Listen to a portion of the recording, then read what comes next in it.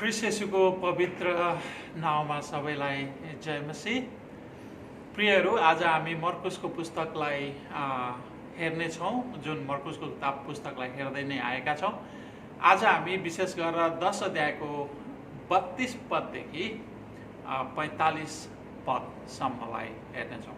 आउनुहोस्, वचनमा जानुभन्दा अगाडि परमेश्वरको नजिक प्रार्थनामा जाउँ। स्वर्गीय पिता, हामी तपाईँलाई धन्यवाद दिन्छौँ। फेरि पनि हामी तपाईँका मानिस, तपाईँको वचनको वरिपरि भेला भएका छौँ। तपाईँको वचन सुन्न, ग्रहण गर्न, तपाईँको वचनबाट सिक्न र तपाईँलाई महिमा दिन। हे परम प्रभु, मेरा चट्टान, मेरा उद्धारक, मेरा मुखका शब्द र मेरो हृदयको ध्यान तपाईँको दृष्टिमा ग्रहण योग्य हुँ। मलाई तपाईँको पवित्र आत्माद्वारा स्पष्ट रूपमा तपाईँको वचन प्रचार गर्न सहयोग गर्नुहोस्। तपाईँको नामको खातिर र तपाईँको महिमाको निम्ति येशू ख्रीष्टको उच्च अनि पवित्र नाम, आमेन।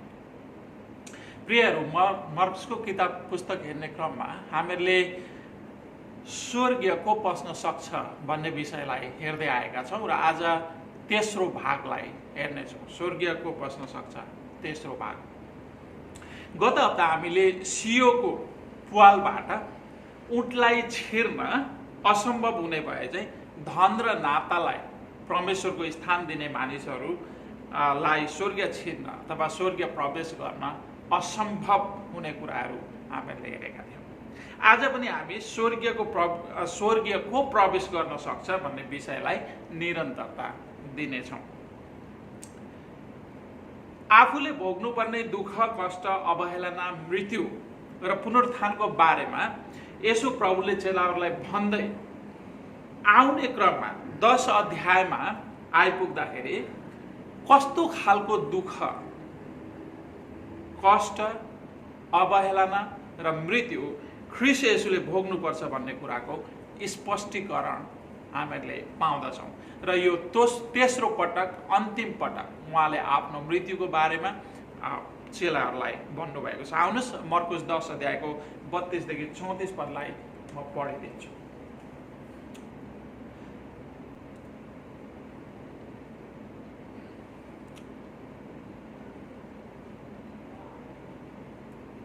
उहाँहरू यरुशलेमतिर जाँदै हुनुहुन्थ्यो र येशू तिनीहरूका अघि हिँडिरहनु भएको थियो।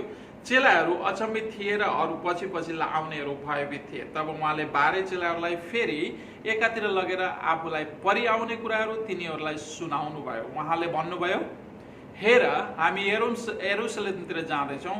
त्यहाँ मानिसको पुत्रलाई मुख्य पुजारीहरू र शास्त्रीहरू कहाँ सुम्पिनेछ र तिनीहरूले उसलाई मृत्युदण्ड दिनेछन् र अन्य जातिहरूका हातमा सुम्पिनेछन् अनि तिनीहरूले उसलाई गिल्ला गर्नेछन् र उसलाई थुक्नेछन्, उसलाई कोर्रा लगाउनेछन् र उसलाई मार्नेछन्। तर 3 दिनपछि ऊ फेरि जीवित भई उठ्नेछ। यहाँनिर हामीहरूले स्पष्ट रूपमा हामीहरूले के पाउँछौँ त भन्दाखेरि येशू ख्रीष्टले कस्तो खालको दुःख भोग्नुपर्छ, कस्तो खालको कष्ट भोग्नुपर्छ र दुईवटै झुन्डबाट उहाँले त्यो कुरा भोग्नुपर्ने हुन्छ भनेर चाहिँ उहाँले स्पष्ट रूपमा भन्नुभएको छ। पहिलो, शास्त्रीहरू अथवा यहुदी आफ्नै मानिसहरूले उहाँलाई के गर्नेछन् त भन्दाखेरि उहाँलाई चाहिँ शास्त्री पुजारी र शास्त्रीहरूले चाहिँ तिनीहरूले उसलाई मृत्युदण्ड दिनेछन् अथवा मृत्युदण्डको आरोप लगाउनेछन् र मृत्युदण्ड दिनेछन्। तिनीहरूले उसलाई मृत्युदण्ड दिनेछन् र अन्य जातिहरूका हातमा यसुलाई सुम्पिनेछन् अनि तिनीहरूले उसलाई, अन्य जातिहरूले ख्रीष्ट येशूलाई गिल्ला गर्नेछन्, उसलाई थुक्नेछन्, उसलाई कोर्रा लगाउनेछन् र उसलाई मार्नेछन्। तर तेस्रो दिनमा उहाँ फेरि पनि जीवित भई उठ्नुहुनेछ। यहाँनिर स्पष्ट रूपमा ख्रीष्ट येशूले आफ्नो मृत्युको बारेमा चेलाहरूलाई भन्नुभयो। येशू प्रभु मानिसलाई पाप र पापको ज्याला मृत्युबाट छुटकारा दिन र शैतानिक शक्तिलाई पराजित गरेर संसारमा परमेश्वरको धार्मिक राज्य स्थापना गर्न आउनुभएको थियो। यसकारण येशू प्रभुले आफ्नो सेवाकाईको आरम्भदेखि नै मानिसको पाप क्षमा गर्ने, विभिन्न रोगीहरू निको पार्ने, मरेकाहरूलाई जीवित पार्ने लगायत समुद्री आँधी जस्तो कुरालाई शान्त पार्ने जस्ता अरू धेरै अचम्मका कामहरू गर्नुभएको हामीहरूले पाउँदछौँ। यी सबै कार्यहरू येशू प्रभुले आफू परमेश्वरले पठाएको मसीहा, परमेश्वरको पुत्र र मानिसको उद्धारकर्ता भएको प्रमाणित गर्नुभएको थियो। यी सबै कामहरूबाट, यो सबै कामहरूले ख्रिस्ट येशूलाई उहाँ मसीहा हुनुहुन्छ, उहाँ परमेश्वरको पवित्र जन हुनुहुन्छ, पवित्र पुत्र हुनुहुन्छ र मानिसलाई उद्धार गर्न आउनुहुने उद्धारकर्ता हुनुहुन्छ भन्ने कुरा चाहिँ प्रमाणित गर्दछ। अन्तमा येशू प्रभु वास्तवमै परमेश्वरका पुत्र र एक मात्र मानव उद्धारकर्ता, अनन्त जीवनको स्रोत हुनुहुन्छ भन्ने प्रमाण उहाँले मृत्युलाई पराजित गरी मृत्युबाट पुनर्जीवित भई प्रमाणित गर्नुभयो। उहाँ क्रुसमा मर्नुभयो, चिहानमा गाडिनुभयो र तेस्रो दिनमा उहाँ पुनरुत्थान भई उहाँले आफू मसीहा, परमेश्वरको पुत्र र सृष्टिको राजा भएको प्रमाणित गर्नुभयो। येशू प्रभु परमेश्वर पिताले नियुक्ति गर्नुभएको राजा, मानिसहरूलाई पाप र मृत्युबाट उद्धार दिने मसीहा र परमेश्वरका पुत्र भए तापनि उहाँ एक सेवक बनेर यो संसारमा आउनुभयो। एक सेवक बनेर यो संसारमा आउनुभयो। मानवहरूको पापको मोल तिरेर मानिसहरूलाई पाप र मृत्युबाट पूर्ण रूपमा स्वतन्त्र दिन र मानिसहरूलाई परमेश्वरको धार्मिक राज्यमा प्रवेशको बाटो खोल्न, स्वर्गीयको बाटो खोल्नको निम्ति आफूलाई क्रुसमा दिएर येशू प्रभुले मानिसको निम्ति सबैभन्दा ठुलो र उत्कृष्ट सेवा गर्नुभएको हामी पाउँदछौँ।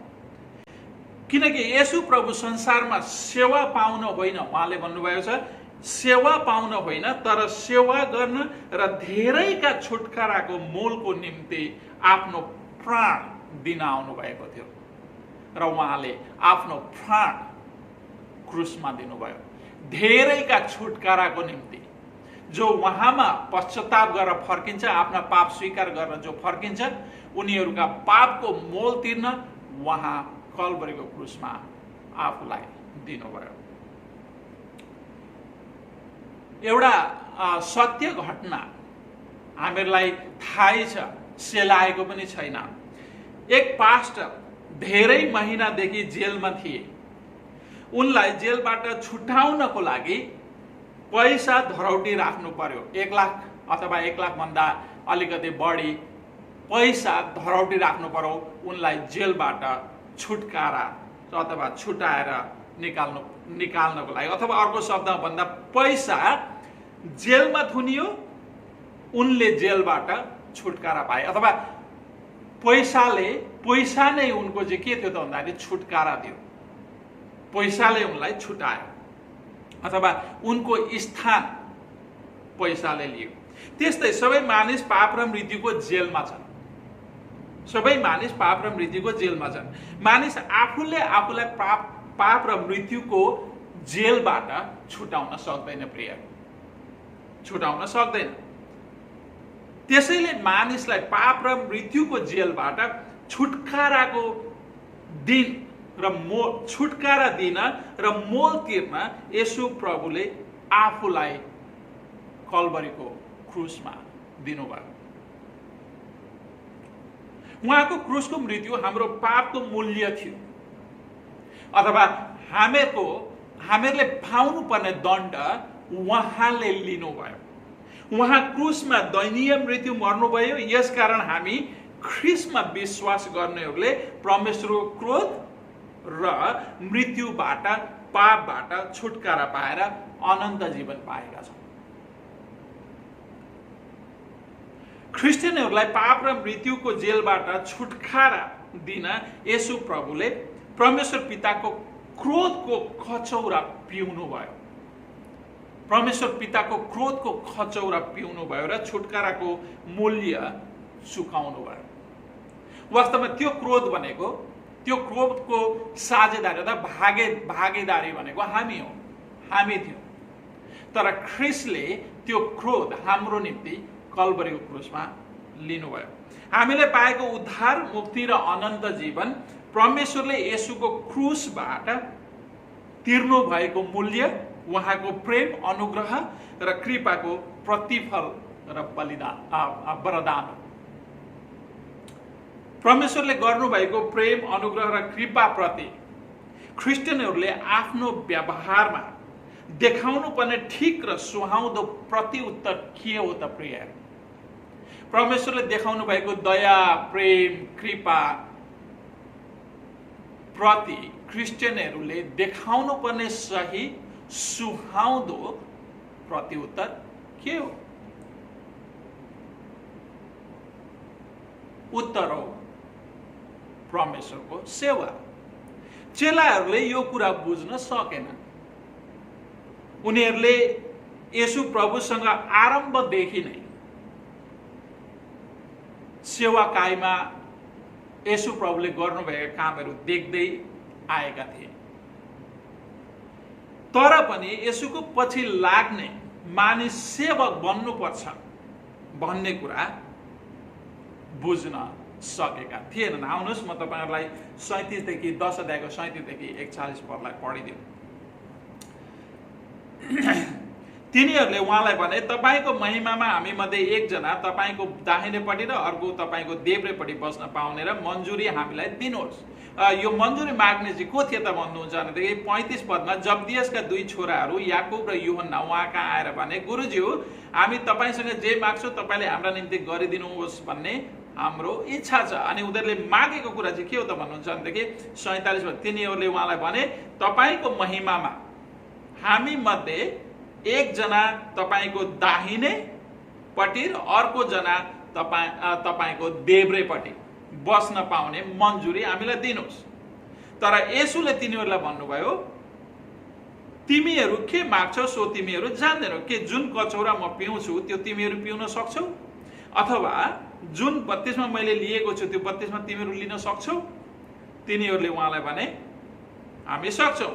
येशूले तिनीहरूलाई भन्नुभयो, जुन कचौरा म पिउँछु त्यो तिमीहरू पिउनेछौ र जुन बत्तिसमा मैले लिएको छु त्यो बत्तिसमा तिमीहरूले लिनेछौ। तर मेरो दाहिनेपट्टि र मेरो देब्रेपट्टि बस्न दिनु चाहिँ मैले दिने होइन, यो त जसको निम्ति तयार भइराखेको छ तिनीहरूकै निम्ति हो। अनि 41 पद, यो सुनेर 10 जना अरू 10 जना चेलाहरू याकुब र यूहन्नासँग रिसाए। किनकि 12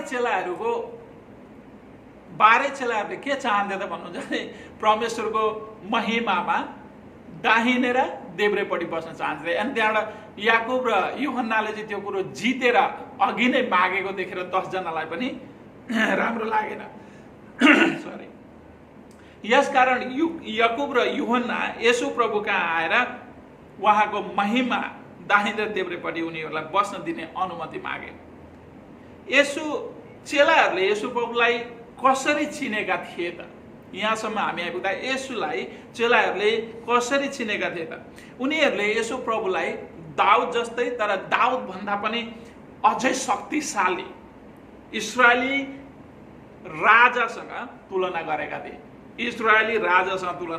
किनकि येशू प्रभुले गर्नुभएका शक्तिशाली कामहरू उनीहरूले आफ्नै आँखाले देखेका थिए। त्यसकारणले गर्दाखेरि दाउदले त एउटा गोलायतलाई मात्रै मारे, तर येशू ख्रिस्टले त विभिन्न पाप क्षमा गर्नुभयो, रोगीहरू निको पार्नुभयो, समुद्रलाई शान्त पार्नुभयो, यो सबै कुराहरू, मरेकालाई जीवन दिनुभयो। यी शक्तिशाली कामहरू उनीहरूले गरेका थिए।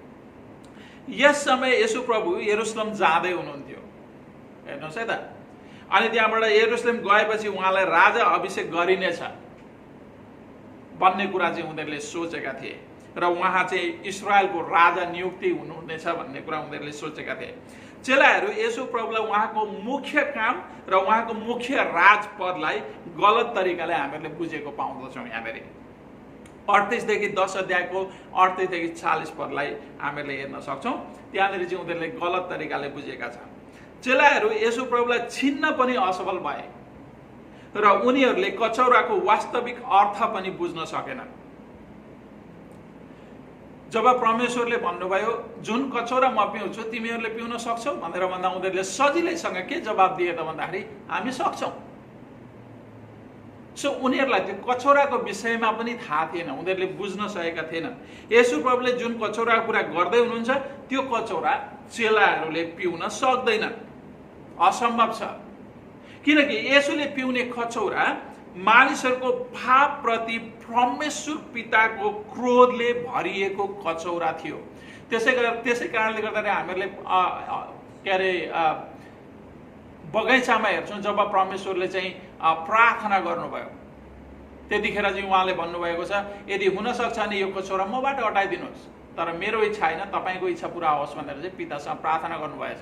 त्यो कचौरा भनेको साँच्चै नै परमेश्वर पिताको क्रोधले, मानिसको पापप्रति परमेश्वर पिताको क्रोधले भरिएको कचौरा थियो।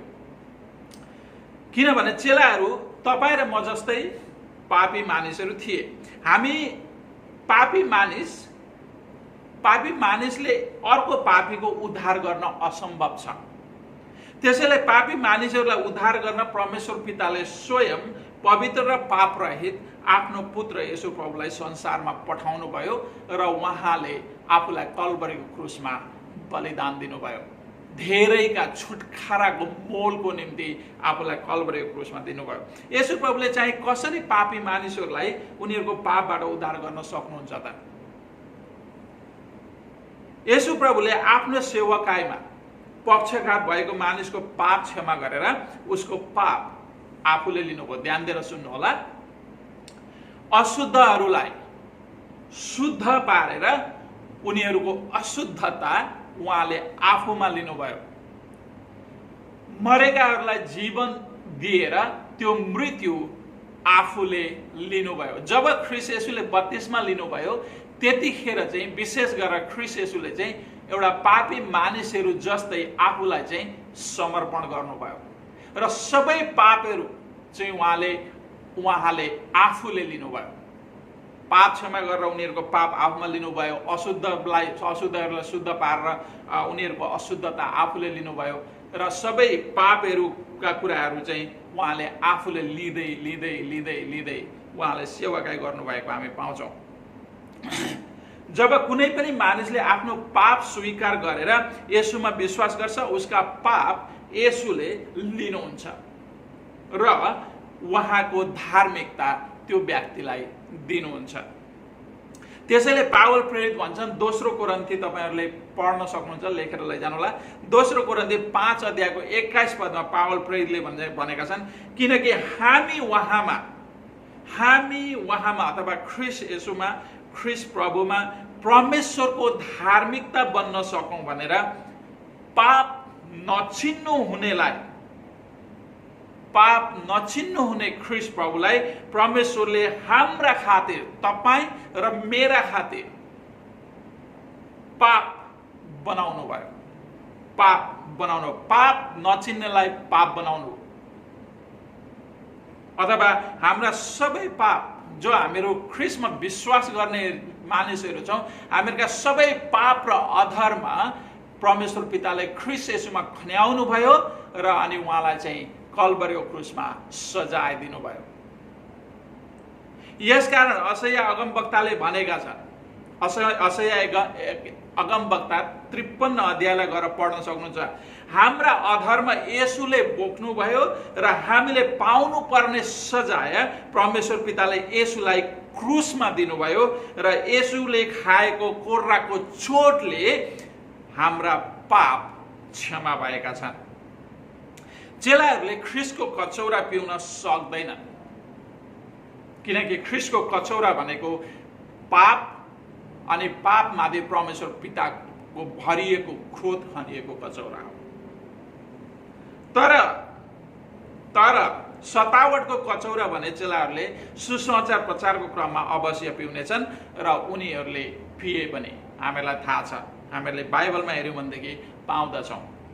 यसकारण महिमाको आसन, जुन महिमाको आसनको कुरा उनीहरू गर्दैछन्, जुन महिमामा उनीहरू बस्ने कुरा गर्दैछन्, चेलाहरूको लागि होइन, चेलाहरूको लागि होइन।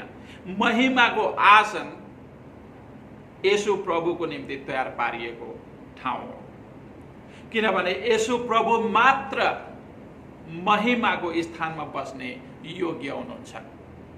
त्यसैले जब उहाँ कल्भरी क्रुसमा आफूलाई दिनुभयो, मर्नुभयो र तेस्रो दिनमा जीवित हुनुभयो अनि स्वर्गारोहण भएपछि उहाँ पिताको महिमित दाहिने बाहुलीमा बस्नु भएको छ। त्यो महिमाको स्थान भनेको केवल ख्रीष्ट येशूको लागि मात्रै हो, किनकि उहाँ मात्र महिमाको योग्य परमेश्वर हुनुहुन्छ। किनकि परमेश्वरका धार्मिक राज्यको राजा र शासक येशू प्रभु मात्रै हुनुहुन्छ, अरू कोही पनि छैन।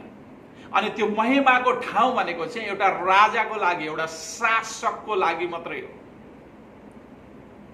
परमेश्वरको राज्य सांसारिक घुसखोरी र घोटालाकारी झुण्डहरू मिलेर बनाएको राज्य जस्तो होइन, जहाँ चाहिँ सयौं घुसखोरी मिलेर चाहिँ एउटा संविधान बनाउने काम गर्छन्, देश चलाउने काम गर्छन्। नो, येशूको परमेश्वरको धार्मिक राज्यमा त्यो हुँदैन।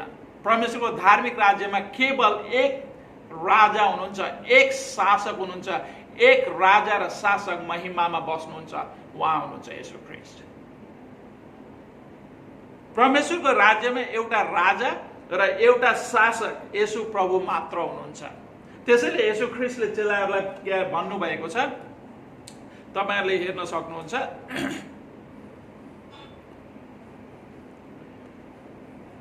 42 पददेखि हेर्नुहोस्। तब येशूले तिनीहरूलाई उहाँका बोलाएर भन्नुभयो, तिमीहरू जान्दछौ कि अन्य जातिहरूमाथि शासन गर्नेहरूले तिनीहरूमाथि अख्तियार चलाउँछन् अनि तिनीहरूका ठुला ठुलाहरूले तिनीहरूमाथि अधिकार चलाउँछन्। तिमीहरूमा चाहिँ त्यसो नहोस्, हुँदैन।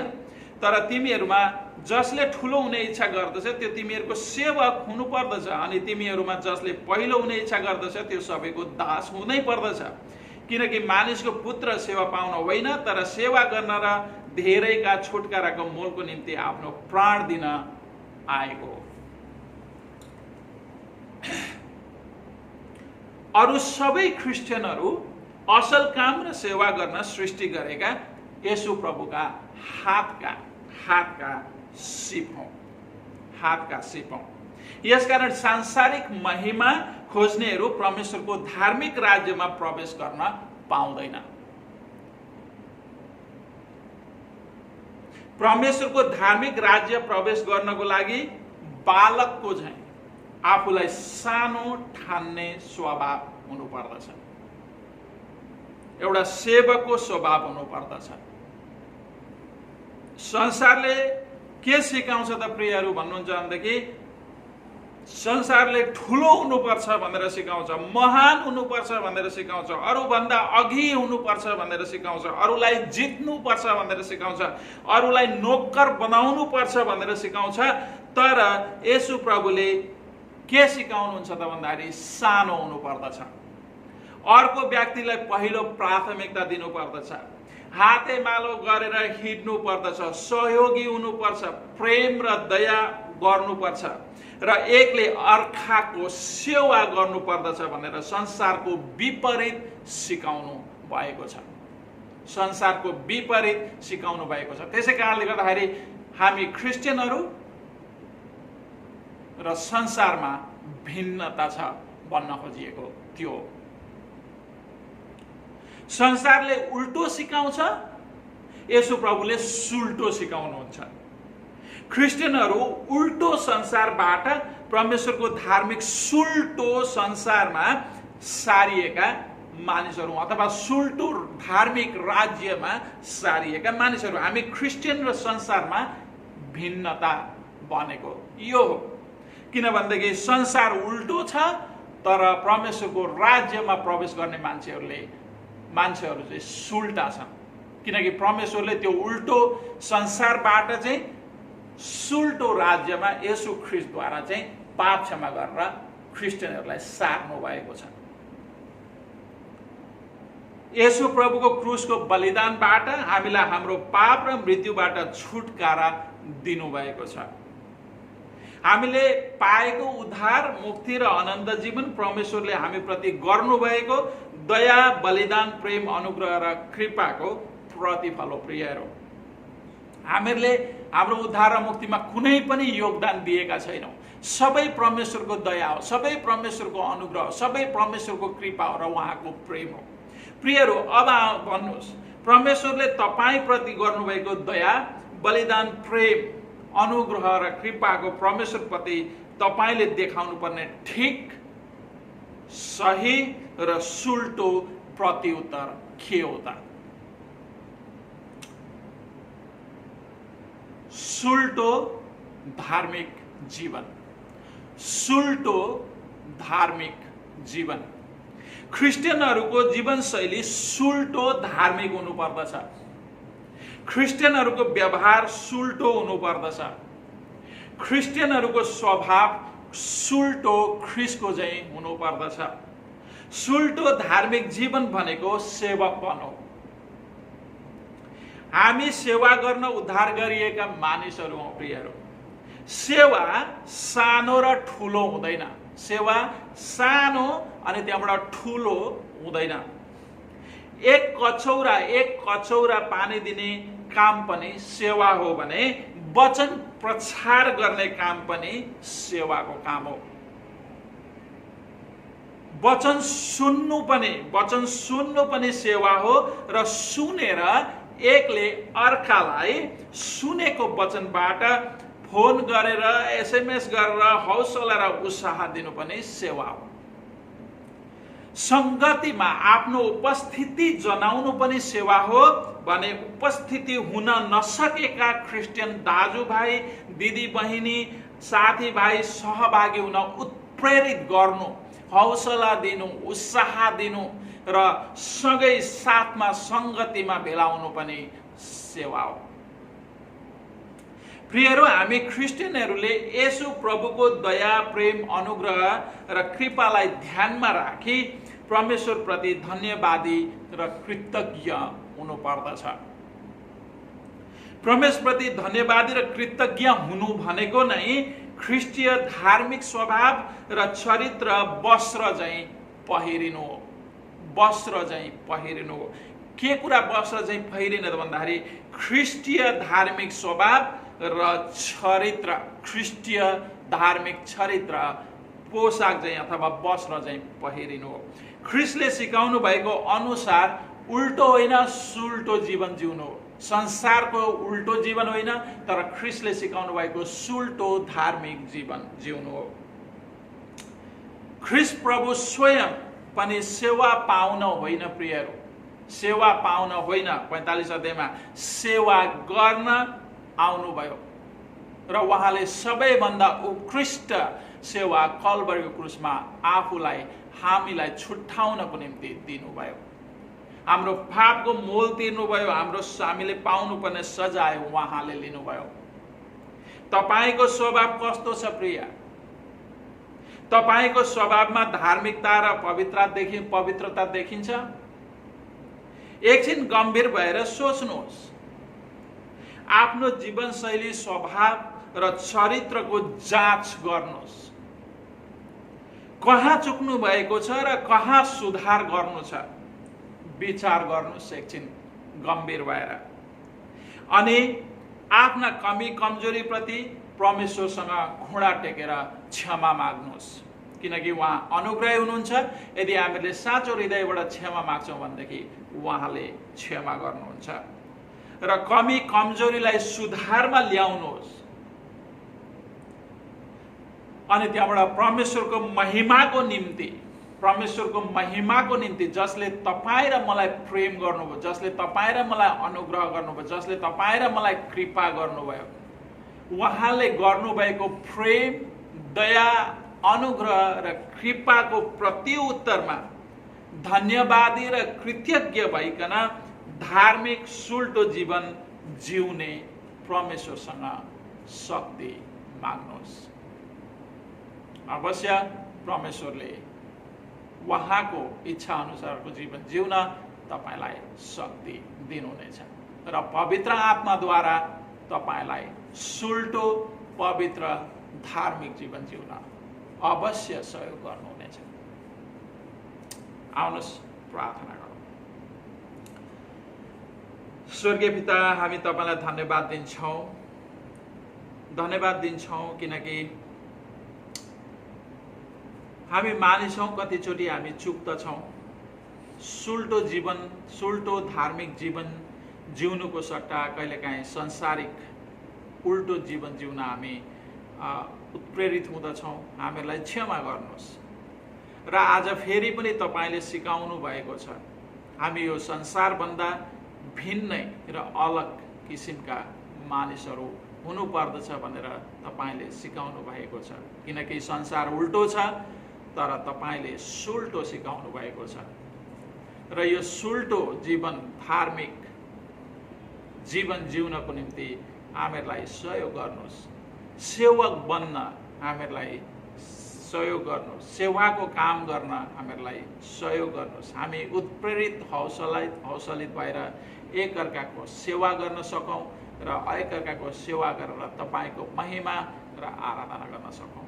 पिता, तपाईलाई धन्यवाद छ आजको यो वचनको निम्ति। धन्यवाद दिन्छौँ। सबै बिन्ती प्रार्थना तपाईको चरणमा ल्याउँदछौँ। तपाईको पुत्र येशू ख्रीष्टद्वारा ग्रहण गर्नुहोस्। येशू ख्रीष्टको उच्च अनि पवित्र नाममा, आमेन।